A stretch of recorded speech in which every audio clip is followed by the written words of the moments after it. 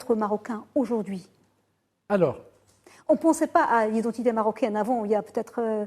c'est récent, comme 60 ans, oui, à partir des années 40 oui, peut-être là, j'en parle dans Symboliser la nation. Symboliser la nation, oui. C'est un peu avec les jeunes nationalistes. Il n'y a pas une date, mais il y a un processus qui a duré peut-être une quinzaine d'années et qui a été consacré par la fête du trône. Oui. La célébration de la fête du trône en 1933, qui est consacrée rituellement. Oui. Je reviens encore au rituel. Oui. Les nationalistes n'étaient pas stupides. Oui. Ils étaient très intelligents pour dire, bon, le cérémonial également peut mobiliser, le rituel peut symboliser une nation, etc. etc. Et donc, c'est la première fois où des Marocains, en tant que tels, vont célébrer une fête.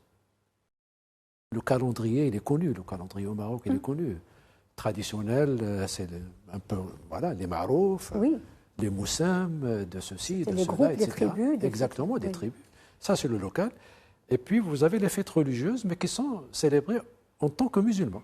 Et puis, il y a les juifs marocains qui célébraient également leur rituel en tant que juifs marocains. Parfois, il y a des moussam où il y a les deux. Il y a des hululas qui sont célébrés par les juifs et par les marocains. Par les juifs musulmans. Et les Marocains et les juifs marocains. Par les Marocains juifs et les Marocains musulmans. Exactement. Par les Marocains juifs, je le répète, et les Marocains musulmans. Ben, bon, sauf qu'à l'époque, le mot marocain voilà, était relativement potentiel. Et donc, voilà, pour la première fois, juifs et musulmans vont célébrer une fête, mais en tant que Marocains, pas en tant que musulmans, pas en tant qu'appartenant à une tribu, etc., etc. Alors, la marocanité, à un moment, la marocanité, c'était être arabe et islam. Être le pilier arabe et le pilier islamique.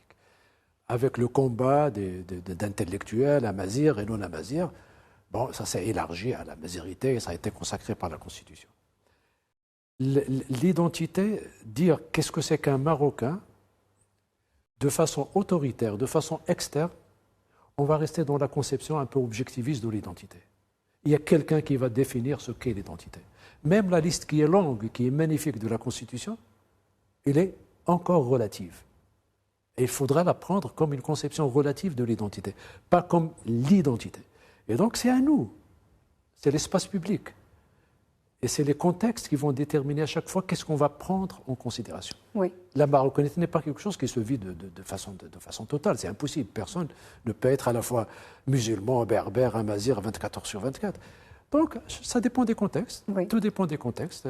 C'est ce que je défends un peu dans Éloge des identités mondes, une identité contextuelle. Contextuelle. Pas un magasin, on va puiser. Et cumulative. Et cumulative. Et cumulative. Parce que mes frères, mon frère, maintenant, j'ai des neveux qui sont canadiens. Oui. Oui. C'est ça cumulatif. Cumulatif, c'est que je ne suis pas prisonnier d'une identité. Et que mes enfants ne sont pas prisonniers de mon identité. Comme moi, je n'étais pas prisonnier de l'identité de mes parents. La transmission, elle est là. Oui. Elle n'est ni complète, ni définitive.